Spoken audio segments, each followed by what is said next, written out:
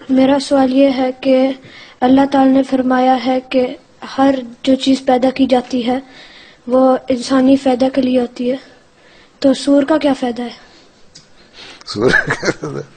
سور بھی جنگلوں میں جو ہوتے ہیں وہ بہت سارے گند بلا بھی کھا لیتے ہیں، اس کا بھی کوئی فائدہ ہوتا ہوگا نا. ٹھیک ہے، ابھی تک میں نے کوئی ریسرچ میرے سامنے نہیں ایسی آئی. جب آئے گی تو پتہ کر کے کوئی لکھیں گے، کوئی نکال کے دے دیں جی تو آئے گی تو تم بتائیں گے.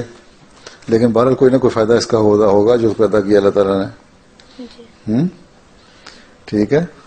جی. اب جو الکوہل ہے، الکوہل کا بھی تو فائدہ ہو جاتا ہے نا، دوائیوں میں پڑتی ہے، ہومیوپیتھی دوائیوں میں بھی ڈالتے ہیں، دوسری دوائیوں میں بھی. ٹھیک ہے. تو اس کا